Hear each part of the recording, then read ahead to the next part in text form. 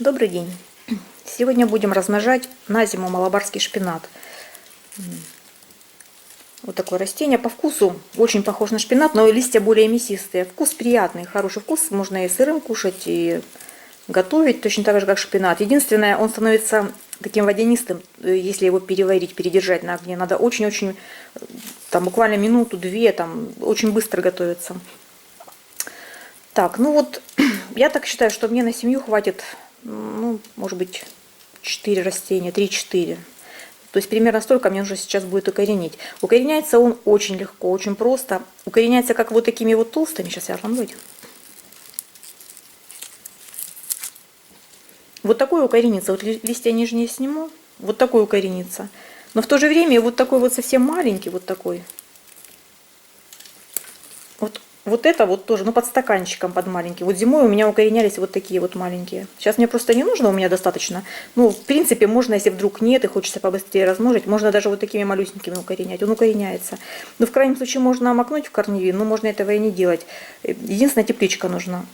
Тогда чуть побыстрее будут процессы происходить. Вот сейчас я вот такой толстенький покажу, я уже укореняла. Посмотрим, сейчас мы для науки пожертвуем одним. Ну, ничего ему не будет, я его вытащу и потом. О! Вот такие корни. Но это уже, наверное, недели 3. Может быть, даже, ну да, наверное, недели 3-4. Вот такие у него мощные корни. Я уже один отсадила, их здесь 3 было. Вот такие у него. Сейчас этот тоже. Вот он как быстро нарастает.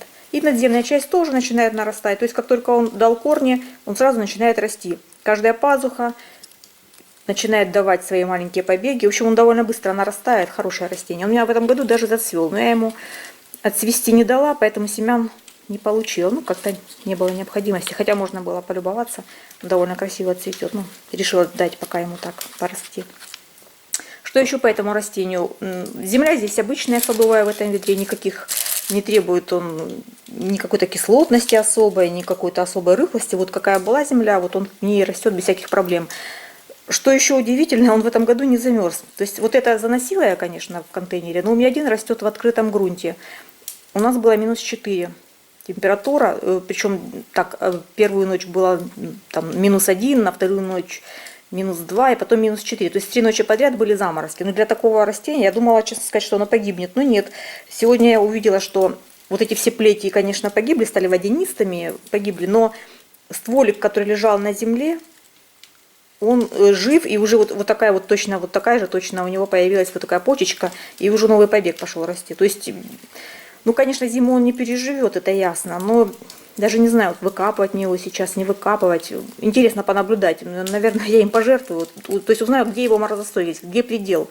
Когда само растение не погибает, листья погибнут, это понятно. Но вот само растение может пережить даже -4, как выяснилось. Ну, я не ожидала от него. Я думала 0 и все, и больше я его не увижу. Но нет, увидела. Что еще? Растение стелется. Оно у меня растет, то, что в открытом грунте, рядом с виноградом. Никаких попыток там опереться или как-то к чему-то прислониться и плестись у него нет. Он просто ложится на землю и растет, вот стелется, стелется и стелется. То есть, чтобы выращивать его в горшке, нужно будет сделать опору и на опору его самостоятельно привязывать. Он не будет опираться, он не будет никак, ну, у него нечем, у него ни усиков нет, ни черенков, конечно. Поэтому он просто вот выпускает вот такую плеть, и их будет много. То есть он из каждой пазухи выпускает плеть. Это получается довольно большой кустик, когда он уже разрастается. Но он не поднимается никуда. Просто лежит на земле. Вот такое хорошее растение. Рекомендую. Вкусный он. На самом деле хороший, как шпинат. Тем более можно выращивать дома. Он не занимает много места и дает очень много листа. То есть каждый куст дает нормально так покушать на зиму. Ну все, всем счастливо, удачи.